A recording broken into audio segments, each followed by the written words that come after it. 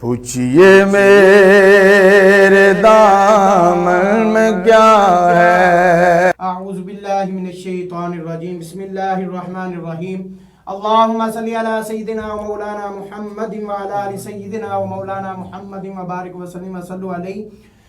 ہزاروں کروڑوں درود و سلام اس ذات پر جس ذات کی خاطر ہم دنیا میں قائم ہے، جس ذات کی خاطر یہ دنیا قائم ہے، جس ذات کی خاطر یہ جند پرند ہوائیں، جس ذات کی خاطر یہ دریا سمندر قائم ہے، اس ذات پر ہزاروں کروڑوں درود و سلام اور شکر اللہ تعالیٰ کی بارگاہ میں شکر ادا کرتے ہیں کہ جس نے ہمیں اپنی دی ہوئی طاقت توفیق صحت سے ہمیں ایک بار پھر رمضان المبارک کا مہینہ نصیب فرمایا۔ ناظرین کرام، آپ دیکھ رہے ہیں پروگرام رمضان المبارک کی خصوصی ٹرانسمیشن بہار رمضان۔ میں ہوں آپ کا اپنا میزبان حافظ محمد ظہیر احمد۔ ناظرین، ہم مختلف موضوعات پر گفتگو کرتے ہیں، جیسا کہ آپ ہر روز نئے موضوع پر گفتگو سماعت فرماتے ہیں، اور ہمارا مقصد یہی ہوتا ہے کہ ہم گفتگو ایسی لے کر آئیں جو ہماری زندگی میں ایک اہم کردار ادا کر سکے، جو ہمیں ہماری زندگی میں سبق سکھائے، جس سے ہم سبق سیکھ کر ہم ایک ایسی زندگی گزار سکے جس پر حضور علیہ الصلوۃ والسلام اللہ اور اس کے رسول راضی ہو جائیں۔ اور ہمیں زندگی گزارنی بھی ایسی چاہیے کہ ہم جس پر اللہ اور اس کے رسول راضی ہوں۔ ہمارا حال یہ ہے کہ ہم آج کل جو ہماری جو صورتحال چل رہی ہے، ہم ہر حال میں شکوے کرتے نظر آتے ہیں، ہم ہر حال میں روتے نظر آتے ہیں، لیکن ہم یہ نہیں دیکھتے کہ ہمارا گناہ کہاں پہ ہے، ہم کہاں پہ غلط ہیں، کہاں پہ صحیح ہیں۔ ہم نے کبھی یہ فیصلہ نہیں کیا۔ آج ہم یہ اللہ سے رزق تو مانگتے ہیں، اللہ سے بے شمار نعمتیں تو مانگتے ہیں، اللہ تعالیٰ سے بڑی بڑی بلڈنگز تو مانگتے ہیں کہ اللہ تعالیٰ ہمیں اتنی توفیق دے، ہم بڑی بڑی گاڑیاں استعمال کریں، بڑی بڑی بلڈنگ بنائیں، کوٹھی بنائیں، لیکن آج کل ہم نے کبھی یہ سوچا ہے کہ کیا ہم اللہ تعالیٰ کے احکامات کو پورا کرتے ہیں؟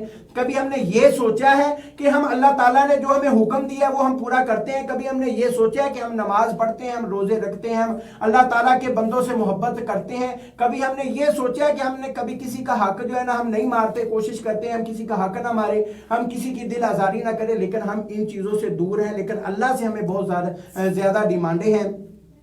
آج کا جو ہمارا موضوع ہے، جو اکثر آپ دیکھتے ہیں سوشل میڈیا پہ بھی دیکھتے رہتے ہیں، خودکشی۔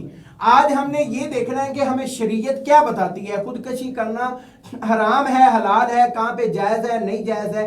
آج ہم نے اس پر موضوع پر گفتگو کرنی ہے۔ اس پر گفتگو کرنے کے لیے ہمارے ساتھ موجود ہیں جناب حضرت علامہ مولانا حافظ محمد جمیل صاحب نقشبندی۔ آپ کا بہت شکریہ، آپ ہمارے پروگرام میں تشریف لائے، اور ان کے ساتھ ساتھ ثنا خان مصطفیٰ جناب غلام رسول نقشبندی صاحب موجود ہے۔ آپ کا بھی بہت شکریہ، آپ ہمارے پروگرام میں تشریف لائے، ان سے ہم انشاءاللہ نعت بھی سنیں گے۔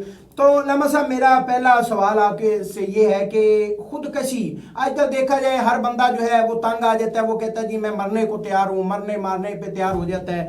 ذرا سا گھر میں تنگی آئی، ذرا سا گھر میں تکلیف آئی، بیوی سے جھگڑا ہوا، بھائی سے، بہن سے، کسی سے جھگڑا ہوا، وہ جا کے خودکشی کر لیتا ہے۔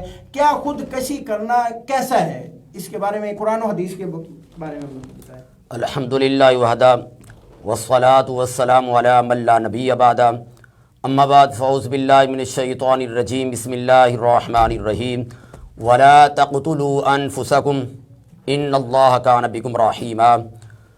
برادران اسلام، جیسا کہ ظہیر بھائی نے بتایا کہ خودکشی کرنا کیسا ہے، اللہ رب العزت نے قرآن مجید فرقان حمید میں ارشاد فرمایا ولا تقتلوا انفسکم، اور اپنی جانوں کو قتل نہ کرو، ان اللہ کان بکم رحیما، بے شک اللہ تبارک و تعالیٰ تم پر بہت مہربان ہے۔ تو ہر ایماندار کو خودکشی کرنا منع ہے، یہ حرام ہے، اللہ تبارک و تعالیٰ کی ناراضگی والا کام ہے، کبیرہ گناہ ہے، جہنم میں لے جانے والا کام ہے۔ تو برادران اسلام، اللہ رب العزت نے دوسری جگہ میں قرآن مجید فرقان حمید میں ارشاد فرمایا وَلَا تُلْقُوا بِأَيْدِيكُمْ إِلَى التَّهْلُكَةِ، اور اپنے ہاتھوں کو تباہی میں، ہلاکت میں نہ ڈالو۔ ہر ایماندار کے لیے حکم ہے کہ اپنے آپ کو، اپنی ذات کو ہلاکت میں نہ ڈالے، تباہی میں نہ ڈالے، بربادی میں نہ ڈالے، اللہ تبارک و تعالیٰ کی ناراضگی والے کام میں نہ ڈالے۔ دیکھیے حضرت سیدنا ابو ہریرہ رضی اللہ تعالیٰ عنہ روایت کرتے ہیں، صحیح مسلم شریف کی حدیث مبارکہ ہے، حضور تاجدار کائنات امام الانبیاء حضور نبی کریم علیہ الصلوۃ والسلام نشاء فرماتے ہیں، پیارے آقا امام الانبیاء علیہ الصلوۃ والسلام کی بارگاہ مقدسہ میں عرض کی گئی یا رسول اللہ فلاں شخص ہے۔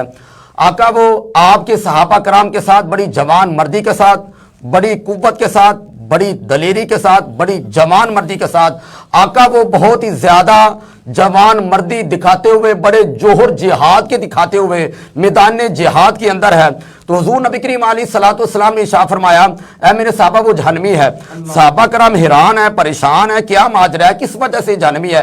یہ تو بڑی جوان مردی کے ساتھ، بڑی جرت کے ساتھ، بڑی بہادری کے ساتھ، بڑے جوش و جذبے کے ساتھ میدان جہاد کے اندر ہے۔ حضور نبی کریم علیہ الصلوۃ والسلام کے صحابہ کے ساتھ مل کر کفار و مشرکین کے ساتھ لڑائی کر رہا، آخر ماجرا کیا ہے؟ کیونکہ وہ بظاہر مسلمان ہے۔ تو حضور نبی کریم امام الانبیاء علیہ الصلوۃ والسلام کے صحابہ کرام اس پریشانی کے عالم کے اندر ہیں۔ تو عزیزان اکرامی کیا ہوا، پیارے آقا امام الانبیاء علیہ الصلوۃ والسلام کی بارگاہ مقدسہ میں ایک شخص نے صبح جا کے خبر دی۔ آقا وہ شخص جو تھا جس کے بارے میں آپ نے خبر دی کہ یہ بندہ لڑنے والا جہنمی ہے، اگرچہ مسلمانوں کے ساتھ مل کر کفار و مشرکین کے ساتھ لڑائی کرنے میں مشغول ہے، تو حضور تاجدار کائنات علیہ الصلوۃ والسلام کی بارگاہ مقدسہ میں عرض کی کہ یا رسول اللہ اس نے خود کشی کر لی ہے، اور عرض کی کہ یا رسول اللہ اس نے زخموں کی تاب نہ لاتے ہوئے خود اپنے آپ پر اس وار کر دیا۔ کیسے وار کیا؟ تلوار کے ساتھ، نیزے کے ساتھ یا برچے کے ساتھ اپنے جسم پر وار کر دیا اور واصل جہنم ہو گیا۔ تو حضور نبی کریم علیہ الصلوۃ والسلام نے اللہ اکبر پڑھا۔ حضور تاجدار کائنات علیہ الصلوۃ والسلام نے ارشاد فرمایا خودکشی کرنے والا جہنمی ہے، خودکشی کرنا حرام ہے۔ اور دوسری حدیث مبارکہ صحیح بخاری شریف کے اندر حدیث مبارکہ ہے، پیارے آقا امام الانبیاء محبوب خدا علیہ الصلوۃ والسلام نے ارشاد فرمایا کہ جو بندہ خودکشی کرے گا، خودکشی جس آلے کے ساتھ کرے گا، وہ بندہ لوہے کے ہتھیار کے ساتھ خودکشی کرے، یا بندہ پہاڑ سے گر کر خودکشی کرے، یا بندہ زہر پی کے خودکشی کرے، جس آلے کے ساتھ خودکشی کرے گا قیامت والے دن، قیامت تک، بلکہ قبر کے اندر بھی، حشر کے اندر بھی، جہنم کے اندر اسے اس نیزے کے ساتھ، اس برچے کے ساتھ، اس آلہ قتل کے ساتھ اسے عذاب دیا جائے گا۔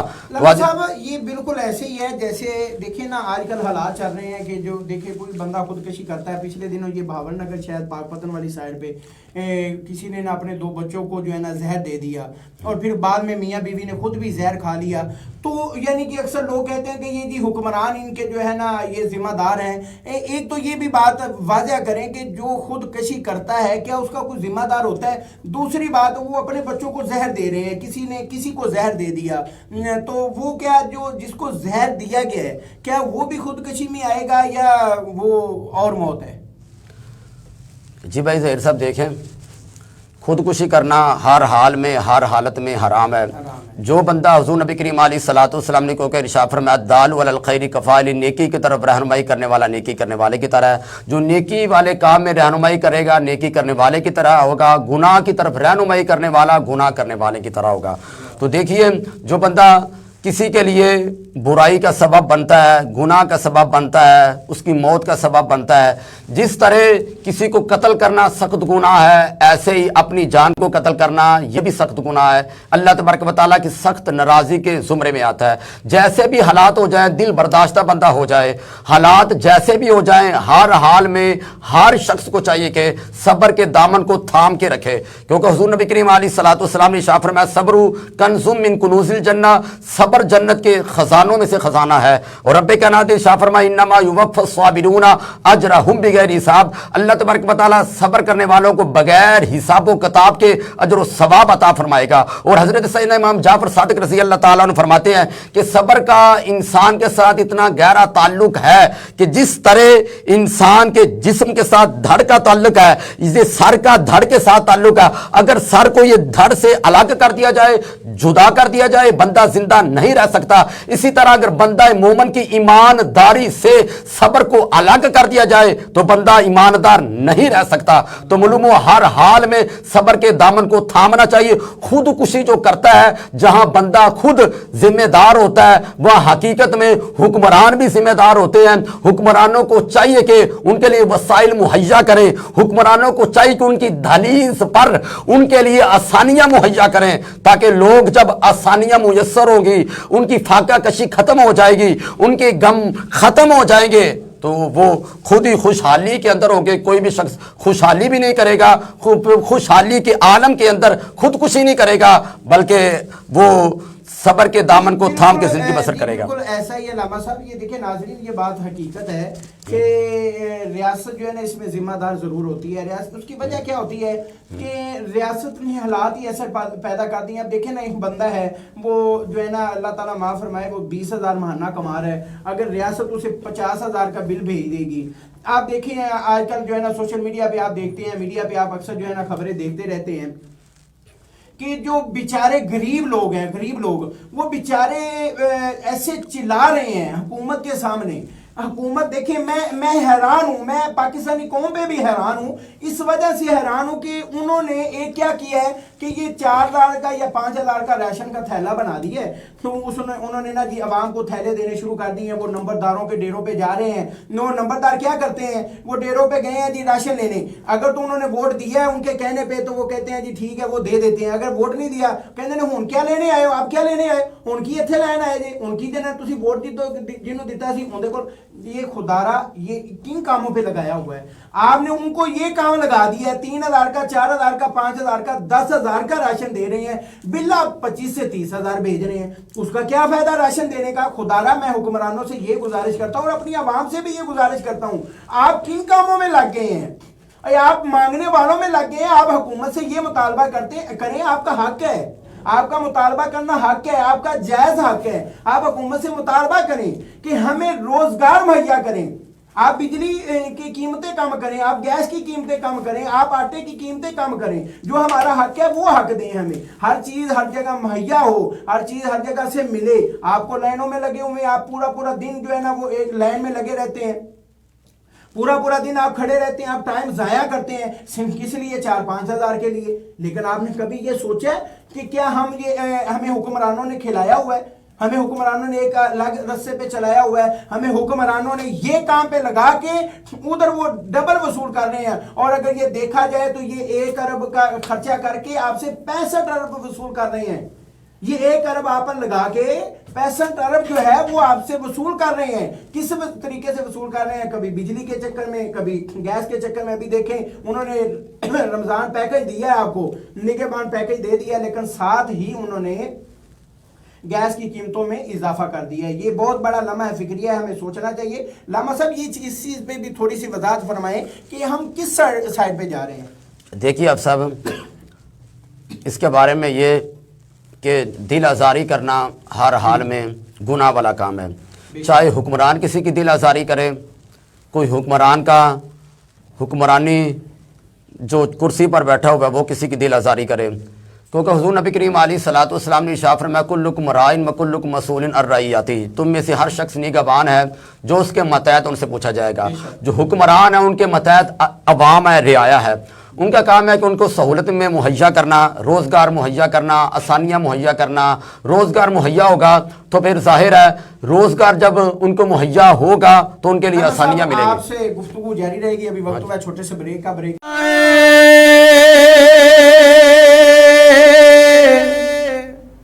دیار نبی ہوں، پوچھئے میرے دامن میں کیا ہے۔ ضامن سٹی لاہور، جہاں خوشیاں رہتی ہیں، جہاں ہم ضامن ہیں، محفوظ اور آرام دہ رہائش کے فیروز پور روڈ پر واقع گجومتا میٹرو بس اسٹیشن اور رنگ روڈ سے 1 منٹ کی مسافت پر آئیڈیل ترین لوکیشن، LDA سے منظور شدہ ہاؤسنگ اسکیم، 2.5 سال کی آسان اقساط پر 3، 5، 10 مرلہ کے رہائشی، 5 اور 8 مرلہ کے کمرشل پلاٹس، جدید طرز زندگی اور منافع بخش سرمایہ کاری کی ضمانت ہے۔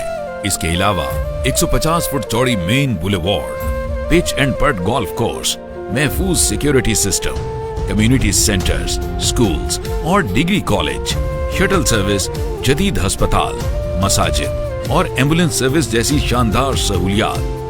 بکنگ کا باقاعدہ آغاز ہو چکا ہے۔ مزید معلومات کے لیے 042-111 ضامن، ضامن سٹی لاہور۔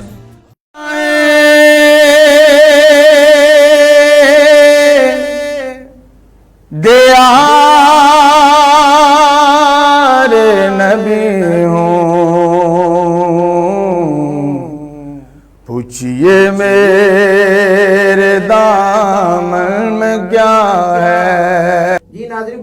دوبارہ پھر آپ کی خدمت میں حاضر ہیں. جیسے کہ آپ گفتگو سماعت کر رہے ہیں خودکشی کے حوالے سے، دیکھیں یہ بات بالکل حقیقت ہے، یہ روز روشن کی طرح عیاں ہے کہ ہم اپنے گناہوں میں خود ڈوبے ہوئے ہیں. اور یہ میں خدارا مجھے بڑا افسوس ہوتا ہے کہ جب میں باہر نکلتا ہوں، میں بڑی بڑی لمبی لائنیں دیکھتا ہوں، میں اپنی ماؤں بہنوں کو ڈیروں پر جو ہے نا زمین کے اوپر بیٹھتا دیکھتا ہوں. میری مائیں اگر دیکھیں میں حیران ہوں، اگر حکومت دینا بھی چاہتی ہے تو حکومت کے پاس کون سے ایسے وسائل نہیں ہیں کہ وہ گھر گھر جا کے نہیں دے سکتی. حکومت باقی کام گھر گھر جا کے کر سکتی ہے، لیکن اگر اس طرح کا معاملہ آئے تو وہ ڈیروں پہ جو ہے نا ڈیروں والوں کے رحم و کرم پر چھوڑ دیا جاتا ہے. خدارا حکمرانوں، اب ہوش کے ناخن نہیں، آپ نے بھی مرنا ہے کہ آپ نے بھی جو ہے نا قبر میں جانا ہے. کیا حساب دیں گے؟ آپ نے بھی قبر میں جا کے حساب دینا ہے کہ آپ حکمرانی کرتے نہیں ہیں. آپ کی ذمہ داری تھی ریاست کے ہر بندے کی، ریاست کے ہر غریب کی، ہر فرد کی آپ کی ذمہ داری تھی. آپ نے کیا اپنی ذمہ داری نبھائی ہے؟ آپ دنیا میں دولت اکٹھی کرنے لگے ہوئے ہیں، دنیا میں آپ لوگوں کو کھلا رہے ہیں. لیکن میں خدارا اپنی عوام سے گزارش کروں گا کہ آپ بھی ہوش کے ناخن نہیں، آپ بھی یہ سوچیں آپ کا حق ہے حکومت آپ کو سہولتیں دے، آپ کا حق ہے. یہ دیکھیں افغانستان، یہ عبوری حکومت ابھی جاری ہے. کل کا انہوں نے اپنے حالات ایسے درست کر لیے ہیں، صرف کس سے؟ قرآن و حدیث کے مطابق وہ حکومت چلا رہے ہیں، قرآن و حدیث کے مطابق وہ فیصلے کر رہے ہیں. ہمارے فیصلے جو ہیں وہ ہم خود کر رہے ہیں، چند افراد فیصلے کرتے ہیں ہمارے ملک پاکستان کے. خدارا جو میں خاص طور پہ وزیر اعلیٰ پنجاب مریم نواز صاحبہ سے میں گزارش کرتا ہوں، مریم نواز صاحبہ یہ دیکھیں لوگ ڈیروں پہ بیبیاں ہماری مائیں بہنیں کس طرح جو ہے نا بیٹھی ہوتی ہیں، کتنی ان کی تذلیل ہوتی ہے. خدارا آپ دیکھیں، آپ گھر گھر راشن پہنچا سکتے ہیں. لامہ صاحب یہ بالکل یہ ایسے دل جو ہے وہ خون کے آنسو ہوتا ہے جب اس طرح کے واقعات دیکھتے ہیں. لیکن مجھے ایک بات بتائیں کہ خودکشی اگر حالات ایسے پیدا ہو جاتے ہیں جیسے کہ کئی دن فاقوں میں گزر جاتے ہیں یا کوئی ایسی انسان دل برداشتہ ہو جاتا ہے، کیا ایسے حالات میں خودکشی کرنا حرام ہے یا جائز ہے؟ اس کے حوالے سے جو ہے نا دیکھیے آپ صاحب، خودکشی کرنا جو اللہ تبارک و تعالیٰ نے اس کے بارے میں منع فرما دیا ہے. بارگاہ خدا بندی سے، بارگاہ مصطفیٰ سے جس کام کا منع ہو جائے، انکار ہو جائے، وہ بندہ جیسے بھی حالات ہوں مجبور ہو جائے، لیکن بندہ خودکشی کسی بھی حالت میں نہیں کر سکتا. کیونکہ حضور تاجدار کائنات علیہ الصلوۃ والسلام کے پیارے صحابہ کئی دن انہیں فاقہ کشی کے اندر گزرتے، حضور نبی کریم علیہ الصلوۃ والسلام کی آل کے کئی دن فاقہ کشی کے اندر گزرتے، لیکن کبھی ایسا نہیں ہوا کہ وہ خودکشی کی طرف لپکے ہوں، خودکشی کی طرف ان کا رجحان بنا ہو. کیونکہ حضرت سیدنا ابو ہریرہ رضی اللہ تعالیٰ عنہ الصفہ اسلامک یونیورسٹی کے پرنسپل ہیں. حضور نبی کریم علیہ الصلوۃ والسلام کے صحابہ کرام میں سے بہت ان کا اعلیٰ نام ہے. حضرت سیدنا ابو ہریرہ رضی اللہ تعالیٰ عنہ ایک مرتبہ اتنی زیادہ آپ پر فاقہ کشی کا عالم تھا، بہت زیادہ، زمین پر لیٹے ہوئے تھے. حضرت ابوبکر صدیق آئے، حضرت عمر فاروق آئے، انہوں نے کوئی آیت پوچھی، ان سے پوچھنے کا مقصد یہ تھا کہ مجھے کھانا دیا جائے. لیکن حضور تاجدار کائنات علیہ الصلوۃ والسلام تشریف لے کے آئے، حضور نبی کریم علیہ الصلوۃ والسلام دیکھ کے مسکرائے. میرے آقا نے فرمایا ابو ہریرہ تیری حالت کو مجھ سے زیادہ کون جان سکتا ہے؟ تو حضور نبی کریم علیہ الصلوۃ والسلام گھر لے کے گئے، پیارے آقا علیہ الصلوۃ والسلام کی بارگاہ مقدسہ میں دودھ کا پیالہ پیش کیا گیا. حضور نبی کریم علیہ الصلوۃ والسلام نے فرمایا اے ابو ہریرہ جو الصفہ اسلامک یونیورسٹی میں جتنے بھی پڑھتے ہیں سب کو لے کے آؤ. صحابہ کرام 70 صحابہ کرام تھے. پیارے آقا علیہ الصلوۃ والسلام نے فرمایا ان 70 صحابہ کرام کو دودھ تناول فرماؤ. جس وقت انہوں نے دودھ دیا دل میں خیال آیا جب ان کو دودھ پلایا جائے میرے لیے کیا بچے گا. تو حضور نبی کریم علیہ الصلوۃ والسلام کے پیارے صحابی حضرت سیدنا ابو ہریرہ رضی اللہ تعالیٰ سب کو باری باری پلایا، دودھ بچ گیا. پیارے آقا علیہ الصلوۃ والسلام نے فرمایا ابو ہریرہ پی لو، پھر پیا. پھر میرے آقا نے فرمایا پی لو. آقا میں نے اور پی لیا، جی بھر گیا. پھر پیارے آقا علیہ الصلوۃ والسلام نے فرمایا اور پی لو. عرض کی آقا مجھ پہ تو اب اتنی گنجائش ہی نہیں باقی رہی، یا رسول اللہ میں اور تناول فرماؤ. تو حضور نبی کریم حضور تاجدار کائنات امام الانبیاء علیہ الصلوۃ والسلام نے خود پی لیا. اور پیارے آقا علیہ الصلوۃ والسلام نے ارشاد فرمایا بتا جناب ابو ہریرہ کیسا تھا وہ جام شیر جس سے 70 صاحبوں کا دودھ سے منہ بھر گیا. تو حضرت سیدنا ابو ہریرہ رضی اللہ تعالیٰ دودھ نوش فرمایا، کیونکہ نوش فرمانے کے اندر یہ تناول فرمانا بھی ہے، نوش فرمانا بھی ہے. حضور نبی کریم علیہ الصلوۃ والسلام کے اس طرز عمل سے، صحابہ کرام کے طرز عمل سے معلوم ہوتا ہوتا ہے کہ بندے پر کتنے بھی فاقہ کشی آ جائے، کیسے ہی حالات پیدا ہو جائیں، اللہ تبارک و تعالیٰ سے مدد مانگنی چاہیے، بارگاہ خدا سے، بارگاہ مصطفیٰ سے مدد لینی چاہیے، اور اللہ تبارک و تعالیٰ کی رضا پر راضی رہنا چاہیے۔ جیسے بندے کا ہو سکے اپنے وسائل بندے کو استعمال کرنے چاہیے، حکمرانوں تک اپنی آواز پہنچانی چاہیے، یا ایسے شخص کے ساتھ تعلق بنانا چاہیے جو حکمرانوں تک آواز پہنچائے، تاکہ امت مسلمہ پر خیر خواہی ہو جائے، امت مسلمہ پر رحم دلی ہو جائے، امت مسلمہ کو کہ یہ پیارا مہینہ رمضان مبارک کا جو پیارے آقا علیہ الصلوۃ والسلام نے شاہ فرمایا وَهُوَ شَهْرُ الصَّبْرِ، یہ صبر کا مہینہ ہے، وَهُوَ شَهْرُ الْمَوَاسَاةِ غم خاری کا مہینہ۔ حکمرانوں کو بھی چاہیے کہ عوام کے ساتھ غم خاری کے ساتھ پیش آئیں، حکمرانوں کو چاہیے عوام کے ساتھ ہمدردی کے ساتھ پیش آئیں، حکمرانوں کو چاہیے عوام کے ساتھ دل جوئی کے ساتھ پیش آئیں، جو پیارے آقا علیہ الصلوۃ والسلام نے شاہ فرمایا الدین نصیحت، دین ہے خیر خواہی ہے، صرف میرے لیے نہیں اپنے لیے پوری امت مسلمہ کے لیے خیر خواہی ہے۔ تو عزیزان گرامی، پیارے آقا علیہ الصلوۃ والسلام کے صحابہ کرام عرض کرتے ہیں یا رسول اللہ کس کی خیر خواہی؟ تو میرے پیارے آقا علیہ الصلوۃ والسلام نے شاہ فرمایا اللہ کی خیر خواہی، اللہ کے رسول کی خیر خواہی، پوری امت مسلمہ کی خیر خواہی۔ کیونکہ اگر کوئی اپنا بھلا چاہتا ہے وہ اس کو چاہے جس کو خدا چاہتا ہے، خدا کی رضا مصطفیٰ چاہتے ہیں، خدا مصطفیٰ کی رضا چاہتا ہے۔ سبحان اللہ، بالکل ایسے ہی ہے علامہ صاحب، بالکل یہ تو بات حقیقت ہے کہ انسان جس حال میں بھی ہو اللہ تعالیٰ کی رضا چاہیے، اور اللہ تعالیٰ کی طرف جو ہے نا، دیکھیں رزق کا جب ذمہ اللہ تعالیٰ نے لیا ہے، وہ ایک بندہ تھا نا، وہ حضرت موسیٰ علیہ السلام کے زمانے میں ایک بندہ تھا وہ بہت یعنی کہ اس فاقوں میں رہتا تھا، کبھی رزق مل جانا، کبھی کھانا مل جانا، کبھی نہ ملنا۔ ایک دفعہ وہ باہر جنگل میں بیٹھا ہوا تھا تو حضرت موسیٰ علیہ السلام کا گزر ہوا، تو اس نے حضرت موسیٰ علیہ السلام کی بارگاہ میں عرض کی کہ اے اللہ کے نبی، اللہ تعالیٰ کی بارگاہ میں دعا کرو کہ یعنی کہ میرے نصیب میں کتنا رزق ہے، مجھے کتنا رزق ملے گا۔ تو حضرت موسیٰ علیہ السلام نے اللہ تعالیٰ کی بارگاہ میں دعا کی، اللہ تعالیٰ سے جو ہے نا پوچھا، عرض کی کہ یا باری تعالیٰ اس بندے کے نصیب میں کتنا رزق ہے۔ تو دوسرے دن حضرت موسیٰ علیہ السلام نے اس بندے کو فرمایا کہ آپ کے نصیب میں تھوڑا سا رزق ہے، آپ کے نصیب میں تھوڑا سا رزق ہے، اس لیے کبھی آپ فاقوں میں رہتے ہو، کبھی آپ کو رزق مل جاتا ہے، کیونکہ آپ کی زندگی لمبی ہے اور رزق تھوڑا ہے۔ تو اس بندے نے حضرت موسیٰ علیہ السلام سے عرض کی کہ اے اللہ کے نبی، اللہ کی بارگاہ میں دعا کرو کہ مجھے میرے نصیب کا جو رزق ہے نا وہ مجھے ایک دفعہ عطا کر دیا جائے، تاکہ میں پیٹ بھر کے کھا تو سکوں نا، پیٹ بھر کے میں جو ہے نا اپنا ایک رزق جتنا مجھے ملے میں کھا تو سکوں۔ تو حضرت موسیٰ علیہ السلام نے اللہ تعالیٰ کی بارگاہ میں دعا کی، تو اس کا جو نصیب کا جو رزق تھا وہ اسے مل گیا۔ جب اس کو اس کے نصیب کا رزق ملا تو اس کے دل میں خیال آیا بھی اب تو اس کے بعد فاقے ہی ہیں، کھانا تو ملنا نہیں ہے، کیونکہ میں اپنے نصیب کا رزق تو لے چکا ہوں، کیوں نہ میں ایسا کروں کہ اس رزق سے میں ایک دفعہ دعوت تو کر دوں اپنے رشتہ داروں کی، اپنے دوستوں کی دعوت تو کر دوں، تاکہ چلو یہ تو ہو کہ میں نے دعوت کی ہے۔ اس نے کیا کیا کہ اس نے جو ہے نا وہ دعوت کر دی، اس نے دعوت کی، اپنے دوستوں کو بلایا، غریبوں کو بلایا، رشتہ داروں کو بلایا، اس نے کھانا کھلایا۔ جب اس نے کھانا کھلایا نا تو دوسرے دن اللہ تعالیٰ نے اور رزق عطا کر دیا، اس نے اور دعوت بڑھا دی، حتیٰ کہ کچھ عرصے بعد حضرت موسیٰ علیہ السلام وہاں سے گزرے تو وہاں پہ بڑا رش لگا ہوا تھا، لوگ کھانا کھا رہے تھے، لوگوں کی جو ہے نا بڑا رش تھا، کھانا بن رہا تھا، لوگ جو ہے نا کھانا کھا رہے تھے۔ تو حضرت موسیٰ علیہ السلام نے فرمایا، پوچھا کہ یہاں پہ کیا ہے؟ تو کسی نے جواب دیا کہ یہاں پہ فلاں بندہ ہے کہ وہ لوگوں کو کھانا کھلائی جا رہے ہیں۔ تو جب وہاں پہ گئے نا تو اس نے حضرت موسیٰ علیہ السلام نے اس بندے سے پوچھا بھی کیا بات ہے بھی، آپ کے نصیب میں تو رزق کم تھا۔ اس نے کہا یہ تو مجھے نہیں پتا، اللہ تعالیٰ کی ذات دی جا رہی ہے تو میں جو ہے نا کھانا آگے کھلائی جا رہا ہوں۔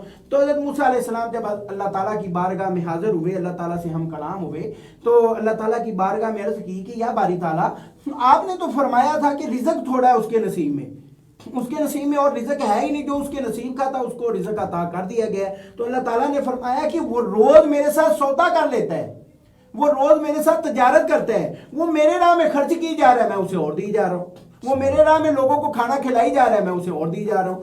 اب دیکھیں حالت یہ ہے، میرا یہ ایک اپنا ذاتی تجربہ ہے، میرے ذاتی ایک اپنی ریسرچ ہے کہ جب بھی آپ فاقوں میں مبتلا ہوں، جب بھی آپ کو، میں یہ دعوے کے ساتھ کہہ رہا ہوں، گارنٹی کے ساتھ کہہ رہا ہوں، جب بھی آپ کو لگے کہ میرے حالات کمزور ہو رہے ہیں تو آپ اپنے بہنوں بھائیوں کی دعوت کر دو، آپ اپنے دوستوں کی دعوت کر دو، آپ غریبوں کی دعوت کر دو، اللہ تعالیٰ آپ کی آمدن میں، رزق میں برکتیں عطا فرمائے گا۔ جب بھی آپ کو لگے کہ میرے رزق میں کمی ہو رہی ہے، جب بھی آپ کو یہ محسوس ہو کہ مجھے رزق زیادہ چاہیے، تو میں آپ کو دعوے کے ساتھ کہتا ہوں آپ اپنی بہنوں کو بلا لو، اپنی بہنوں کو بلا کے آپ دعوت کرو، ان کو کھانا کھلاؤ. اور بہنیں وہ ہیں کہ جو اپنی جتنی دعائیں وہ اپنے مائکے کو دیتی ہیں، اپنے بہن بھائیوں کو اتنی دعائیں وہ اپنی شاید اولاد کو بھی نہ دیں.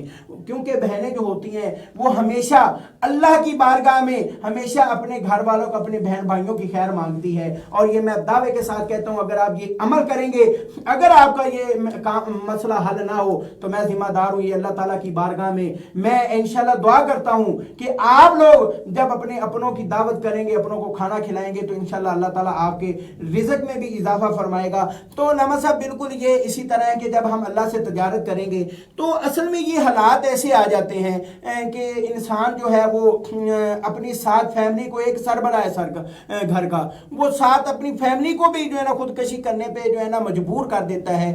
تو جو وہ اپنے بچوں کو جو نہ سمجھ ہے یا اپنی بیوی کو وہ کمپرومائز کرتے ہیں، تو کیا ان کی بخشش ہے جو خودکشی کر لیتا ہے؟ کیا ان کی بخشش ہے؟ یا جو جن بچوں کو پتہ ہی نہیں ہے تو کیا وہ بھی خودکشی کے زمرے میں آتے ہیں، یا ان کی موت شہادت کی موت ہے، یا اس کے بارے میں ان کی جو موت کا ذمہ ہے وہ بھی اس کے والد پہ آئے گا؟ دیکھیے حافظ ظاہر صاحب، اللہ رب العزت نے قرآن مجید فرقان حمید میں ارشاد فرمایا ان اللہ لا یغفر ان یشرک بہ ویغفر ما دون ذلک، بے شک اللہ تبارک و تعالیٰ نہیں بخشتا، لا یغفر نہیں بخشتا اللہ تبارک و تعالیٰ ما دون ذلک، جو اللہ تبارک و تعالیٰ اس کو نہیں بخشتا جو بندہ شرک کرنے والا ہے. لا یغفر ان یشرک بہ، شرک کرنے والے کی بخشش نہیں، اس کے علاوہ جسے چاہے گا اللہ تبارک و تعالیٰ بخش دے گا. جو خودکشی کرنے والا ہے یہ حرام کام ہے. خودکشی کرنے والے کے لیے آبادہ لمبے عرصے تک اسے سزا دی جائے گی، عذاب دیا جائے گا. لیکن جب اللہ تبارک و تعالیٰ چاہے گا تو اس کی بخشش فرما دے گا. کیونکہ اگر بندہ خودکشی یہ سمجھ کے کرتا ہے، حلال سمجھ کے کرتا ہے، پھر تو بندہ کافر ہو جاتا. اگر حلال نہیں سمجھتا، گناہ سمجھتا ہے، گناہ گار ہوگا. جتنا مرضی بندہ گناہ گار ہو، اگر بندے نے شرک نہیں کیا، بندہ کافر نہیں ہے، تو اللہ تبارک و تعالیٰ اس کی بخشش فرما دے گا. جو رب کائنات نے قرآن مجید فرقان حمید میں فرمایا ان اللہ لا یغفر ان یشرک بہ ویغفر ما دون ذلک، اللہ تبارک و تعالیٰ شرک کرنے والے کی بخشش نہیں فرماتے، اس کے علاوہ جس کی چاہے گا اللہ تبارک و تعالیٰ بخشش فرما دے گا. تو میرے بھائیوں، جتنے بھی ناظرین کرام ہیں ان سے یہ درخواست کی جاتی ہے، التجا کی جاتی ہے کہ خودکشی سے خود بھی بچا جائے، اپنے بچوں کو بھی بچایا جائے، اپنے اہل و عیال کو بچایا جائے، بلکہ اس کے متبادل راستہ بنایا جائے جو اللہ تبارک و تعالیٰ نے حکم ارشاد فرمایا وَلَا تَقْتُلُوا أَنفُسَكُمْ، اپنی جانوں کو قتل نہ کرو. کیونکہ بندہ اپنی جانوں کو قتل کرے گا اللہ تبارک و تعالیٰ کا نافرمان ہوگا. کیونکہ حضور تاجدار کائنات امام الانبیاء حضور نبی کریم علیہ الصلوۃ والسلام کے پیارے صحابی حضرت سیدنا طفیل دوسی رحمۃ اللہ علیہ، حضرت عمر بن طفیل دوسی رحمۃ اللہ تعالیٰ علیہ رضی اللہ تعالیٰ عنہ، پیارے آقا علیہ الصلوۃ والسلام کے صحابی ہیں. کیا ہوا کہ ان کو کچھ تکلیف تھی، ہاتھوں کے اندر تکلیف تھی، وہ اتنا زخم گہرا ہو گیا، کچھ انہوں نے زخم چھیلتے ہیں، خون اتنا زیادہ بہہ جاتا ہے کہ ان کی وفات ہو جاتی ہے. تو حضور نبی کریم علیہ الصلوۃ والسلام کے صحابہ کرام میں سے کسی نے دیکھا اسے، ہے تو جنت کے اندر ہے لیکن ہاتھ پیچھے کو باندھے ہوئے ہیں، ہاتھ پیچھے ہیں. جب ان سے پوچھا گیا کیا ماجرا، تمہاری بخشش ہوگی؟ کہنے لگے میری بخشش تو ہوگی ہے، لیکن میں نے تکلیف کے اندر آ کے، میرا یہ خودکشی کا ارادہ نہیں تھا، میرا یہ زخم ٹھیک کرنے کا ارادہ تھا. میں نے جب اس کو تھوڑا سا کاٹا، خون اتنا بہہ گیا کہ میری وفات ہو گئی. اللہ تبارک و تعالیٰ نے یہ ناپسند کیا کہ تم نے مجھ سے پہلے تم نے برتری کر لی، کیوں تم نے جلد بازی کی؟ کہ اللہ تبارک و تعالیٰ نے یہ ناراضگی کا اظہار فرمایا، اس لیے اس کے ہاتھ پیچھے کو باندھے ہوئے تھے کہ اللہ تبارک و تعالیٰ ناراض ہو گیا. اے بندے، جب اللہ تبارک و تعالیٰ اس کام سے راضی نہیں تھا، تم نے کوئی اس بات میں جلدی کر لی.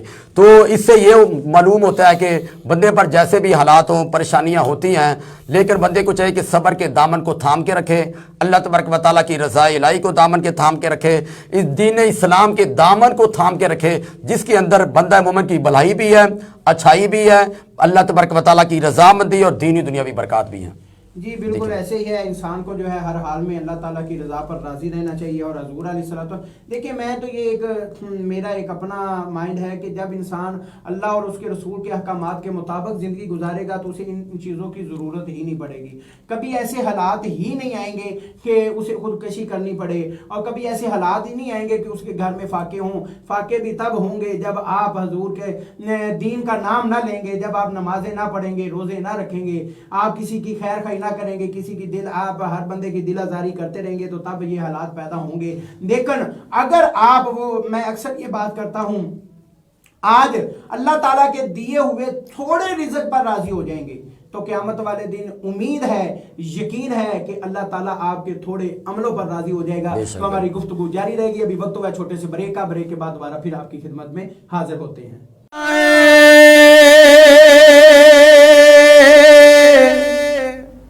دیار نبی ہوں,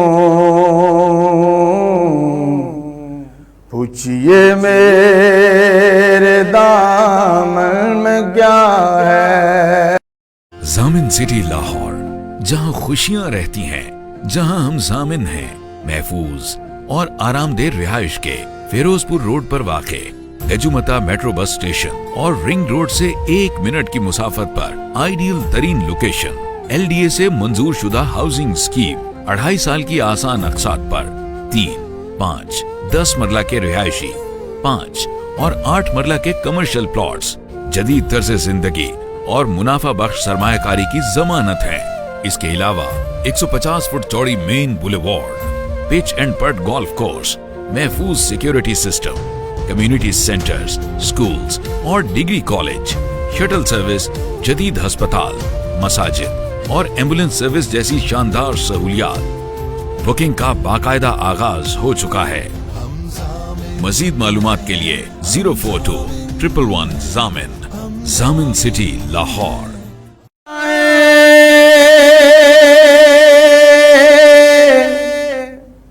دیار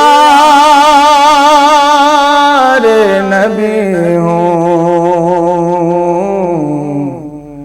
پوچھئے میرے دامن میں کیا ہے. جی ناظرین, بریک کے بعد دوبارہ پھر آپ کی خدمت میں حاضر ہیں. جیسے کہ آپ نے لاما صاحب کی گفتگو سماعت فرمائی. لاما صاحب تھوڑے سے جذباتی ہیں, جذباتی انداز میں گفتگو کرتے رہے ہیں. لاما صاحب کو پسینہ بھی آ جاتا ہے, اور یہ ایسے علماء کرام کی نشانی ہوتی ہے جو دل سے بولتے ہیں, جو دل سے عوام کو تبلیغ کرتے ہیں, جو دل سے چاہتے ہیں کہ میری بات جو ہے وہ عوام سنے, جو دل سے چاہتے ہیں کہ میری عوام جو ہے, جو سننے والے ہیں وہ اس کو سن کے اس پر عمل کریں. اور یہ حقیقت بات ہے کہ جو دین کی بات دل سے کرتے ہیں, اللہ تعالیٰ اور اس کے رسول اس کو پسند فرماتے ہیں. بڑی اچھی گفتگو کر رہے ہیں لاما صاحب. یہ دیکھیں مشکل حالات ہیں, حالات واقعی بہت مشکل ہے, انتہائی جو ہے نا. لیکن ویسے میں یہ نہیں کہوں گا ہمارے اپنے کرموں کا پھل ہے یہ, لیکن ان حالات سے بچا کیسے جا سکتا ہے؟ کوئی ایسا عمل جس سے اب ان حالاتوں سے ہم نکل جائیں.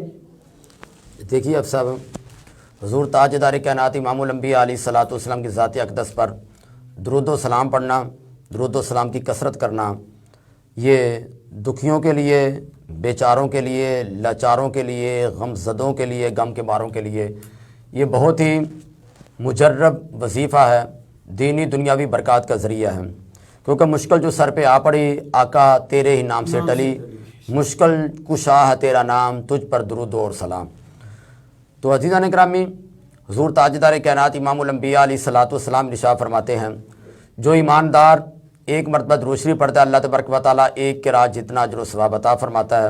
اور حضور نبی کریم علیہ الصلوۃ والسلام نے ارشاد فرمایا, جس دعا کے اول و آخر درود شریف نہ پڑھا جائے وہ دعا زمین اور آسمان کے درمیان معلق ہو جاتی ہے, رک جاتی ہے. اتنی دیر تک اللہ تعالیٰ کی بارگاہ عالیہ میں رسائی نہیں ہوتی جب تک بندہ بارگاہ مصطفیٰ میں درود و سلام نہ پڑھ لے.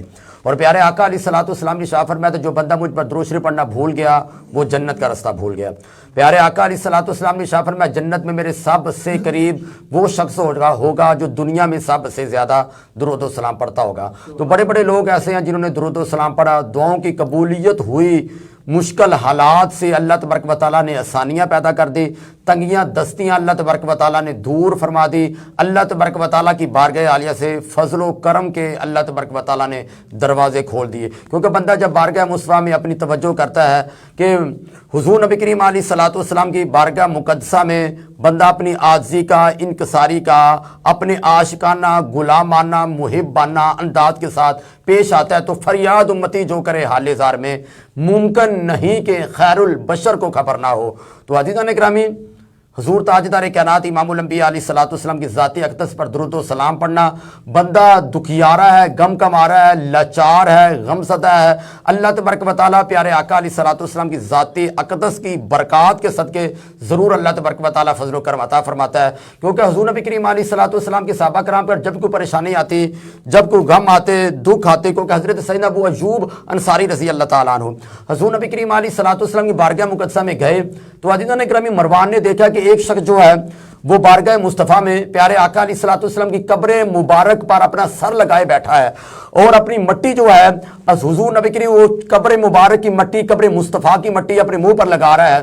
تو اس مروان نے کہا تو کون ہے, تو جانتا نہیں قبر ہے؟ وہ کہا تو حضرت سیدنا ابو ایوب انصاری رضی اللہ تعالیٰ عنہ فرماتے تو جانتا نہیں یہ بارگاہ مصطفیٰ میں حاضر ہوں, میں اللہ تبارک و تعالیٰ کا قرآن پڑھ کر آیا ہوں. وَلَوْ أَنَّهُمْ ظَلَمُوا أَنفُسَهُمْ جَاءُوكَ فَاسْتَغْفَرُوا اللَّهَ وَاسْتَغْفَرَ لَهُمُ الرَّسُولُ.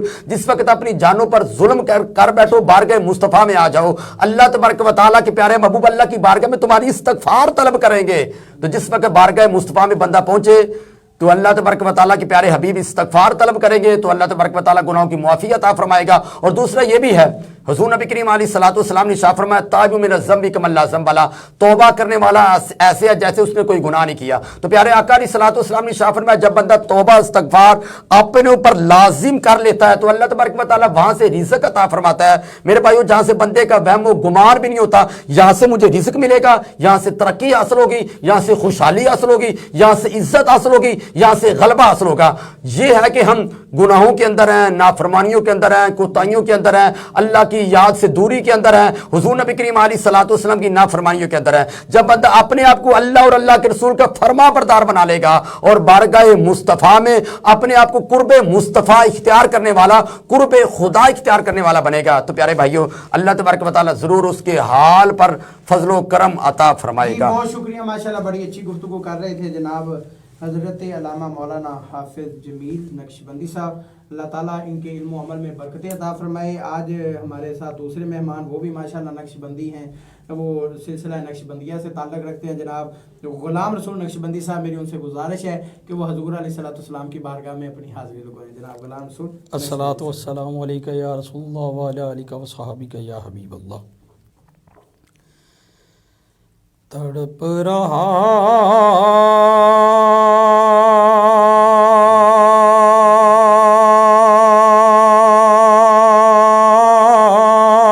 ہوں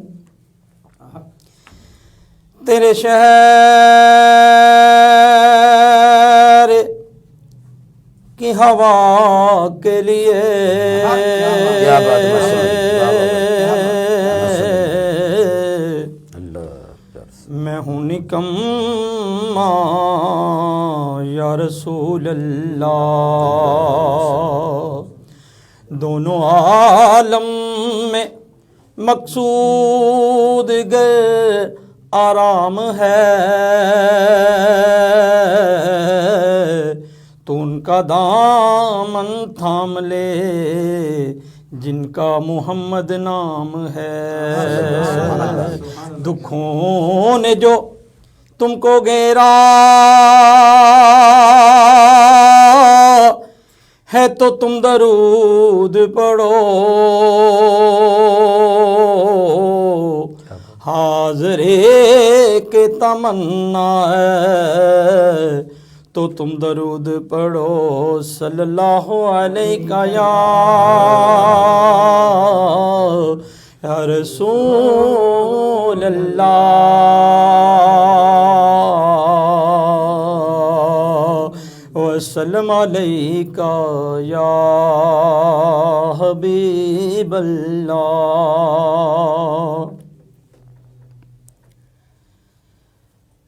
میں تیرے نادیاں دیواں صداواں یا رسول اللہ. جی آنکھوں تے مدینے میں بھی آواں یا رسول اللہ. بڑا چاہے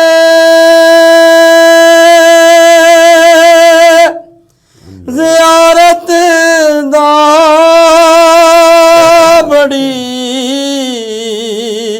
حسرت ویکھن کیا بات، ماشاءاللہ، کیا بات۔ کدرے ویکھن تو پہلا مر نہ جاواں یا رسول اللہ۔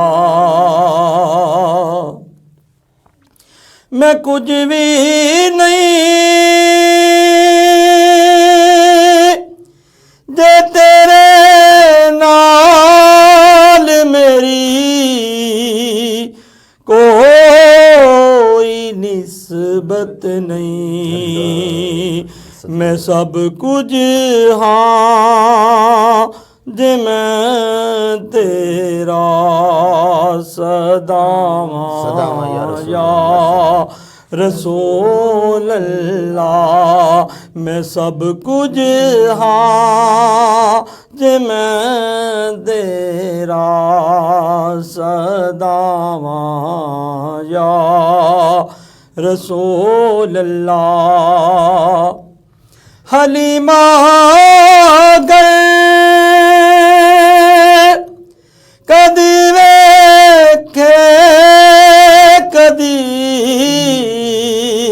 سرکار نو ویکھے، میں کیڑی سے جی تیرے لئی سجاواں یا رسول اللہ۔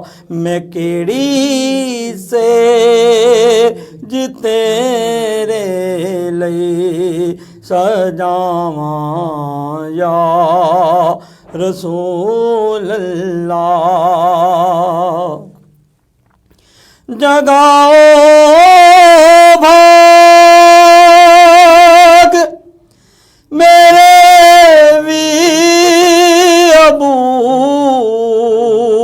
ایوب دیواں کو مقدر او صدا کدروں لے آواں یا رسول اللہ۔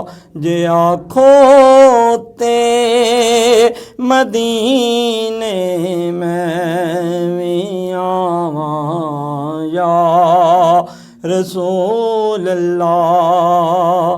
آپ سب قابل غور شیر تعلیم نظر دیں۔ کیا بات ہے۔ شہنشاہ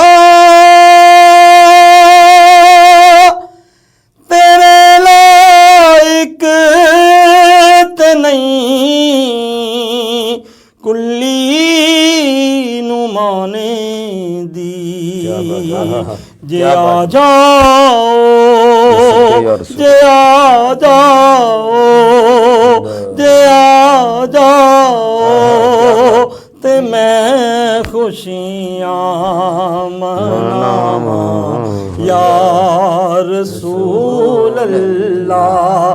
جے آ جاؤ تے میں خوشیاں مناواں یا رسول اللہ۔ میں تیرے نام دیاں دیواں صداواں یا رسول اللہ۔ جے آنکھوں تے مدینے میں وی آواں یا رسول اللہ۔ یقیناً ہر عاشق کے گھر تشریف لاتے ہیں یا رسول اللہ۔ یقیناً ہر عاشق کے گھر تشریف لاتے ہیں میرے گھر میں بھی ہو جائے چراغ یا رسول اللہ جے آنکھوں تے مدینے میں بھی آواں یا رسول اللہ ازل دین تو پہلا جے تیری دید ہو جاوے یا رسول اللہ ازل دین تو پہلا جے تیری دید ہو جاوے میں ایسی موت تو قربان جاواں یا رسول ماشاءاللہ بڑے ہی اعلیٰ انداز میں گفتگو حضور علیہ السلام کی بارگاہ میں ہدیہ ناز پیش کر رہے تھے. تو ناظرین ہمارے پروگرام کا جو وقت ہے وہ اختتام کو پہنچ رہا ہے. کل تک کے لیے اپنے میزبان حافظ محمد ظہیر احمد کو اجازت دیجیے. اللہ حافظ.